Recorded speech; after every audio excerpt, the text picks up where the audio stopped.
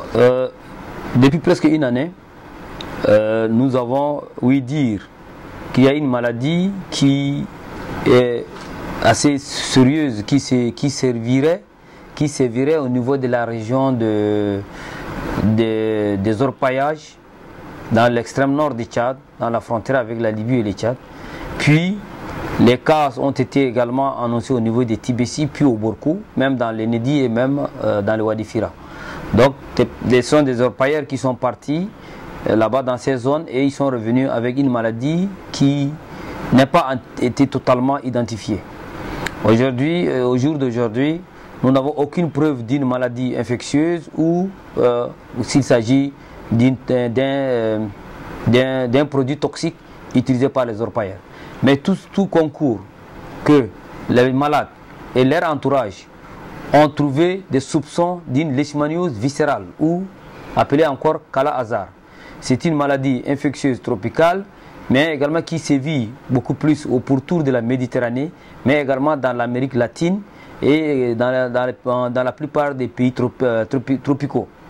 Alors, si c'est leishmaniose viscérale ou Kala-Azar, nous devons avoir les preuves. Si c'est un toxique qui est en train de faire ses dégâts également, nous devons rechercher la cause. C'est ainsi que nous avons envoyé une équipe il y a une semaine, et l'équipe est en séjour actuellement au niveau de Borkou, puis l'équipe est entrée il y a 2 jours au Tibessi, qui va aller faire des prélèvements sanguins. Il va également saisir des insectes qui sont là-bas, tels que le phlebotum, si c'est leishmaniose, ou bien c'est des moustiques, etc. Ils vont aller prélever, faire une étude entomologique.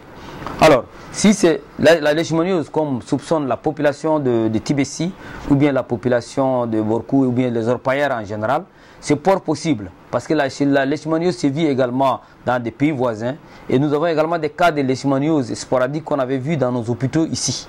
Donc si c'est la leishmaniose, elle est due à un parasite qui est transmis à l'homme par un vecteur qui est un moucheron appelé phlebotum.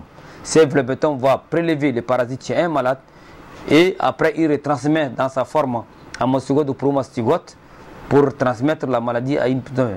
Et cette maladie a des signes caractéristiques qui ressemblent beaucoup à la leishmaniose, tels que rapportés et tels que les patients qu'on en a vus. Il y a eu des patients qui sont hospitalisés. Les derniers patients décédés, c'est à l'hôpital de Gozato. Il y a d'autres patients qui sont à la Renaissance. Il y a d'autres patients qui ont été reçus également à l'hôpital central.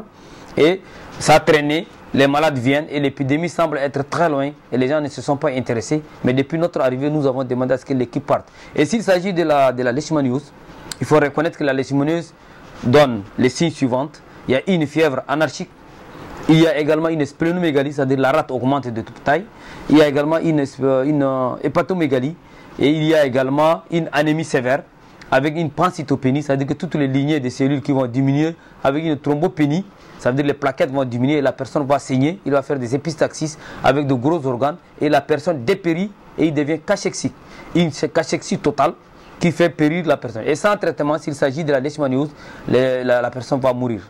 Et si c'est une leishmaniose viscérale, il y a une urgence de mettre en place un système pour pouvoir soigner les malades, mais également pour mettre une riposte. C'est ainsi qu'on a envoyé une équipe qui va revenir d'ici la semaine prochaine. Nous allons avoir des éléments de réponse pour poser les diagnostics et envoyer également un plan de riposte comme on l'a fait pour le chikungunya. J'interpelle en tant qu'infectiologue, d'abord praticien et infectiologue, mais également en tant que secrétaire d'État à la santé, qu'il faut vraiment faire attention parce qu'il y a de nouvelles épidémies qui surgissent au Tchad et ces maladies-là, il faut vraiment prendre des précautions pour protéger la population et pour contrecarrer. Parce qu'avec l'évolution, la climatologie, avec le réchauffement climatique et tout, les maladies sont émergentes. Ce sont des maladies émergentes peu connues et il faut que nos labos nous accompagnent pour qu'on puisse détecter les maladies assez tôt afin d'amoindrir leur taux de mortalité et d'éviter complètement la maladie à la population saine.